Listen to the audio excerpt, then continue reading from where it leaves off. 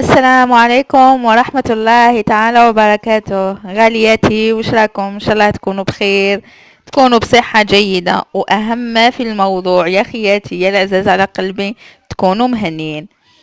اليوم وبإذن الله راح نهضروا على التجارب الفاشلة في حياتنا، على التجارب اللي يخوضها الإنسان في حياته وتكون فاشلة، وكيفاه يتقبل هذاك الفشل، وكيفاه يتعامل مع هذه التجربة وما يخليهاش تدمر حياته، وإنما تكون طيحة لمراها ياخذ العبرة ويبدأ حياة جديدة.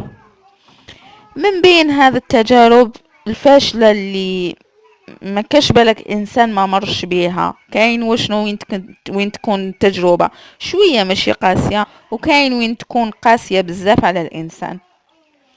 اليوم بإذن الله راح نهضروا على الطلاق حسب طلب الأخت أم بسمة حياة، وهي مشتركة معنا في القناة، وهي ثاني عندها قناة.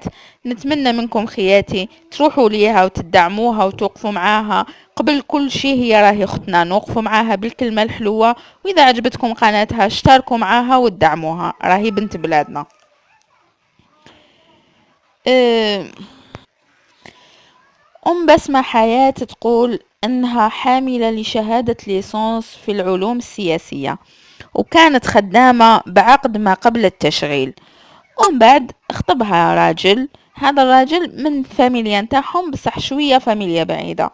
فترة الخطوبة نتاعهم ما كانتش طويلة بزاف، دامت مدة شهر فقط، ومن بعد تم الزواج. تقول انها قبل في فترة الخطوبة ما لحقش تتعرف عليه، بصح بعد الزواج حباته وكان يبادلها نفس الشعور. وما مع الاهل نتاعو، تقول انها كانت تخدمهم غير به تكبر في عينهم وترضي الزوج نتاعها، وكانوا الحمد لله ما عندهم حتى مشاكل معاها، كانت مهنية معاهم. حتى نهار لحقها ورفدت الجوف. كي رفدت الجوف ولات كيما باقي نساء تتوحم، ولات ماهيش حامله كامل دارها، ما هي حامله دارها، ما هي حامله راجلها. وتقول رغم اني كنت نحس هذاك الاحساس، بصح كنت دائما ما نحبش نبين له ولا نبين لهم ولا نحق لهم هذاك الشعور. تقول بالعكس، كنت كي نشوف روحي غلط ولا نقول له اسمح لي وما تديرش عليا راني مريضه.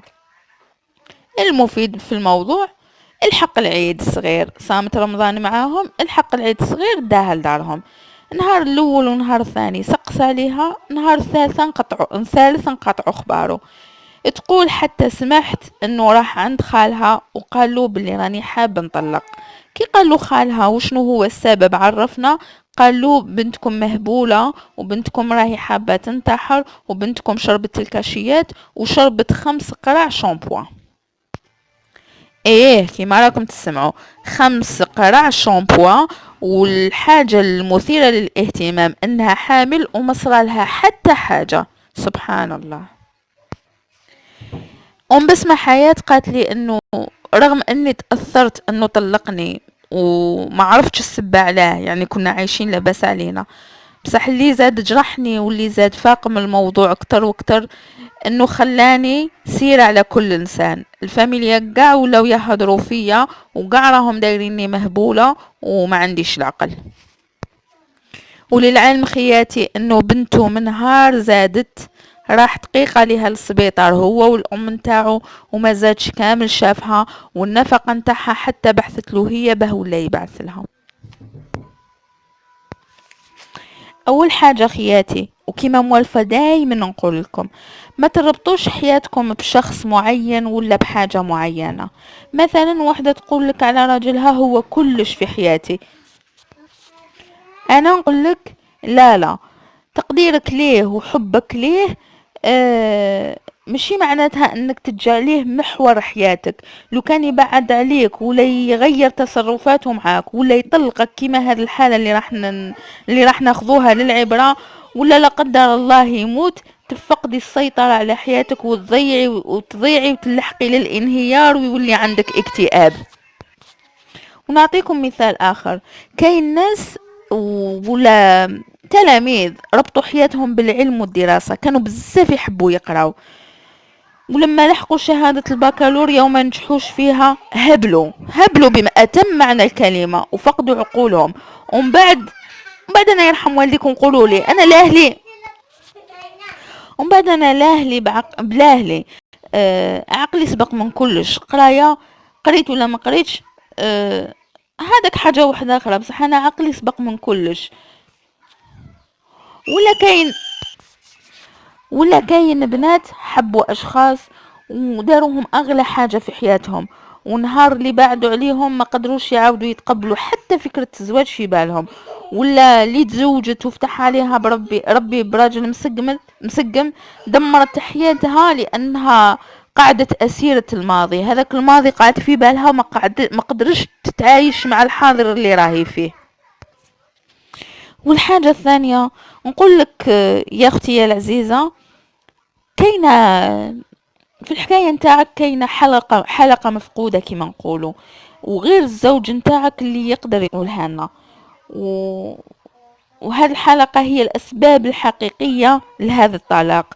يعني زوجك هو الوحيد اللي عنده مفتاح هذا السر.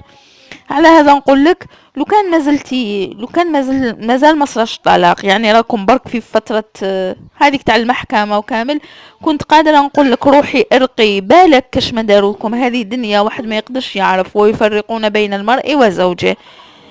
السحر ثاني صعيب بزاف، بالك كاش ما داروكم، بالك كاش ما لاحولكم. بصح دوكا احنا رانا في خلاص وقع الطلاق، ما نقدرش نفتي، وما على باليش لا يقدر يردك ولا لا. انا نعطيك الحلول اللي تتعاملي بيهم مع الواقع اللي راكي عايشاته دوكا. وهذا الحل يا اختي اعتبريه نصيحة نقدمها لك من اخت لاختها قبل ما نكون صاحبة قناة. لازم عليك تجاهدي نفسك، وما تقعديش حاطه يدك على خدك وتخمي كيفاه تولوا لبعضاكم، ولا تقعدي ولا قاعده تبكي وتقولي بعد كاع واش درت على جالو فرط فيا. الدنيا هذه مكاتب، وكل واحد يدي واش كتب له ربي.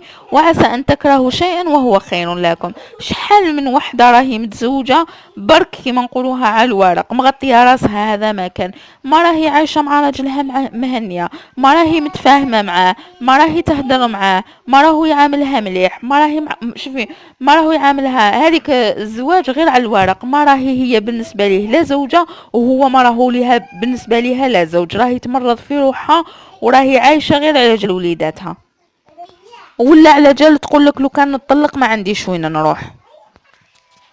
هما لي يا اختيتي العزيزه، قفزي على روحك وبداي حياه جديده، والحمد لله راهي عندك شهاده. اسعاي وحوسي على خدمه ومتاكده راح تلقاي، وخرجي كامل هذوك المشاعر السلبيه اللي فيك اتجاه هذه التجربه اللي عشتيها في هذيك الخدمة. كيما احنا نقولوا خرجي زعافك في الخدمة، وراح تلاحظي مع مرور غير شوية وقت انه حياتك بدأت تتبدل. ولازم عليك ثاني تتقبلي الواقع نتاعك. خلاص دوك ما تقعديش تقولي ولو كان درت هكا، ولو كان عرفت شنو هي السبه، ولو كان ما تحصريش روحك بكلمه لو كان.